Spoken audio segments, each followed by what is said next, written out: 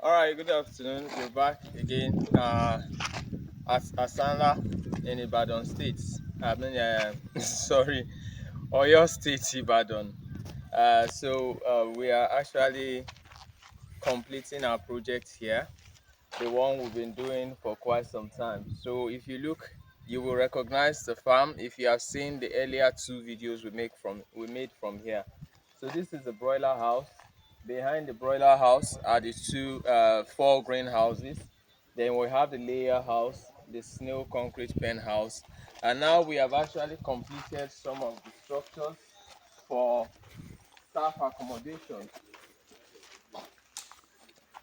So when you look behind there, you will see that's one of the staff residents. We have another one behind the greenhouses, and then there's the executive lodge on the other side of the concrete pen house. So I'm going to take you now through the buildings. We've installed the cages and all of that. So the farm is about 95% complete. All right, so let's go through the front of the broiler house.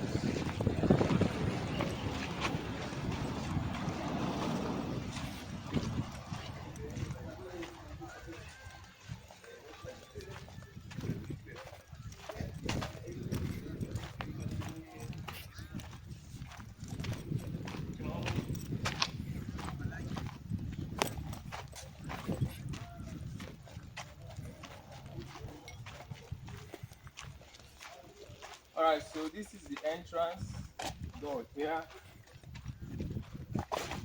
Of course, this is the foot dip before you get into the poultry house. So this is for the broilers, and of course, like we said in our previous video, we'll bring in the layers here and brood them here, raise them here until they are at point of lay, 14 to 16 weeks old. Then we'll move them to the laying house. So when we move them to the laying house, we can now do commercial broilers here for the next 52 or more weeks when the birds will be laying in the cages. So that's the design. Now I'll take you to the layer house.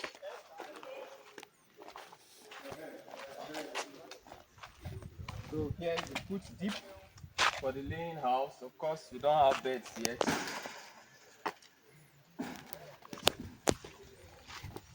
So here are the cages, and these are the baskets for the water. We have 4 tier cages here. So you can see this is tier 1, 2, 3, 4. That's the design. So this is the work part where you can actually attend to the birds. If you want to feed them, you put your feed here, and of course they drink from the nipples inside, and you collect your eggs from here. So this is the 2-meter space that is provided for you to play around with the building.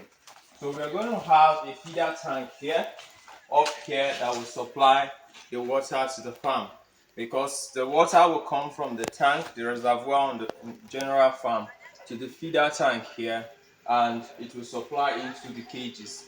The reason is the water outside usually gets hot during the day when it's sunny, but the one inside here is always cooler because it's under the roof. So that one supplies to the one here, then this one supplies to the cages. There are times when this might even be a bit hot. We can use ice block, and put it inside, so the water is always cool for the birds to drink. So if you are having your poultry house, or if you have a poultry you built, you must ensure that your feeder tank is inside. Don't rely or depend on the tank outside that serves the general purpose for your birds, because that water might get very hot and it's very dangerous to your birds. Now this is the middle part of the building. So you can see, while you're here, you can attend to these birds and also make a turn to attend to the birds here. So this is how it's designed down to the extreme end. Then on this other side, you can also move around and come here. So you can see the cages on this side. So this is how it is all designed, to give you access to move around the structure. So I'll just take you through the middle and take you to the extreme end. Then we'll look at the snail farm, because remember, we have both the snail farm, the fish farm, and the poultry, and we're currently starting with the poultry. So this is the poultry. As you can see, these are 4-tier cages. Okay, there's something I need to show you in front. I know for some time many of you have been asking that question, but I've always kept it a secret. Well, it's not really a secret. So this is a pit, the manure pit. Now we have different types of cages. You have the 96 beds per unit cage. You have the 120 beds per unit cage. You have the 128 beds. You have the 160 beds, which is the industrial system automated. But this is 128 beds, which is 4-tier. The 120 beds is 3-tier. So now, the pit size is dependent on the type of cage you want to use, how many units. You don't just dig the pits and the pit size. So, if you're going to use a 4-tier or 3-tier cage, the pit size has to be 2.2 meters in to in. So, from here to here is 2.2 meters. Why? Is because the cage is 2.4 meters. So from this leg here to this leg here is 2.4 meters. So when you dig 2.2, you minus 2.2 from 2.4, you have 0.2 meters left. So that extra 0.1 is what we have here, and 0.1 is what we have here. So the width of the cage is the same for the 120 birds per unit cage and the 128 bird per unit cage. While the pit for the 96 unit bird cage is, of course, 1.8 meters, because the cage width is 2 meters. So these are some of the things you need to understand. So if you make any errors here, let's assume the pit is not up to 2.2, it stops somewhere here and somewhere here. You discover that the birds here will drop their waste on the slab, and that defeats the purpose of the pit. So you give your workers extra stress to do the cleanup. So in order to avoid those technicalities, you need to seek the services of a professional to build your layer house. The broiler house is quite easier. It's more easy to build, as you see, it's straightforward. But with this, it's highly technical. But at least I've explained it to a point where I believe you understand what it is. So the pit size is dependent on the type of cage you want to use. Always ask questions the type of cage that you want to use. So once you know the type of cage, then find out the dimensions of the cage, the width and the length and the height. So with that, you're able to get the accurate pit size. So that's what it is here. And of course, the pit has to gradually slope down to the extreme end, so that when the manure drops from here, it can easily be flushed down to the pit at the extreme end. So that's the much we'll tell you about the layer house today. So let's go to the snail unit, the concrete pens for the snails.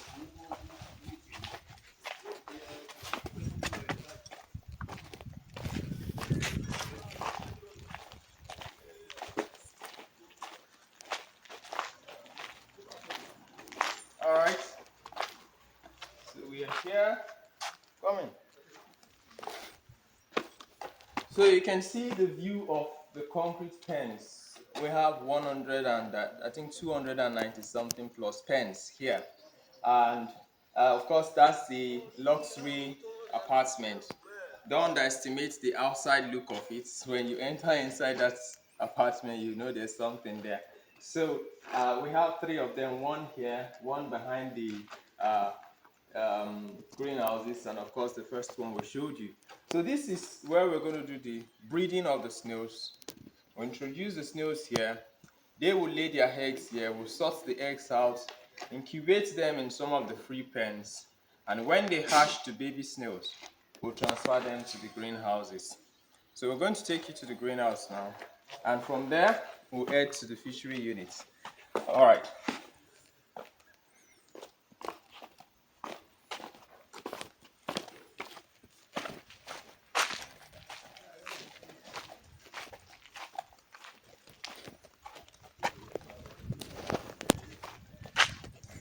these are our dry plantain leaves that we're going to use for mulching inside the concrete pens. Of course, you know, snails are nocturnal animals. They are not friendly during the daytime.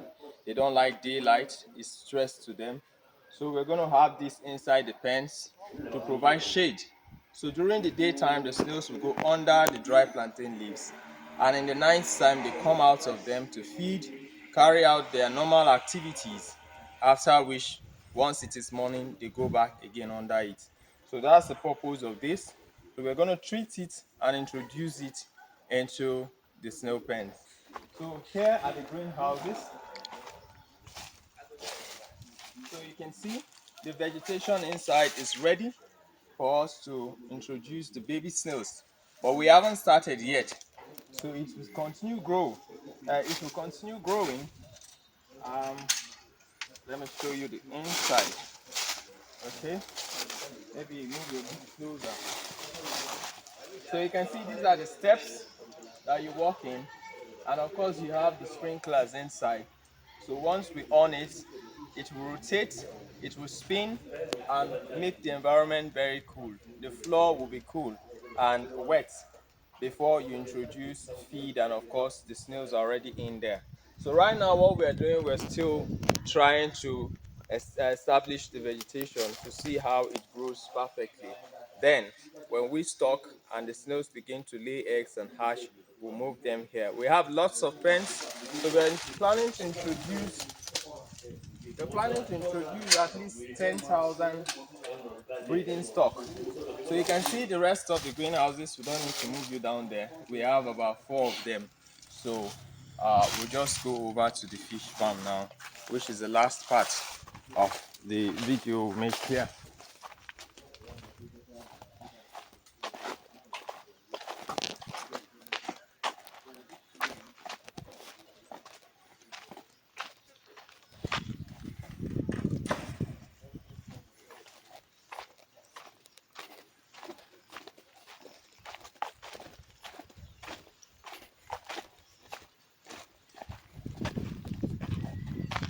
So the building we have there is actually a pig farm. I've said it several times on the video that this structure has been there before I came in to start the project. So I really want to talk about here.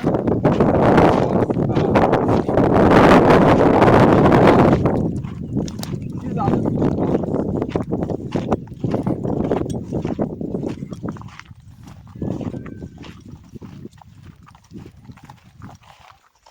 So you can see we have 8 of them.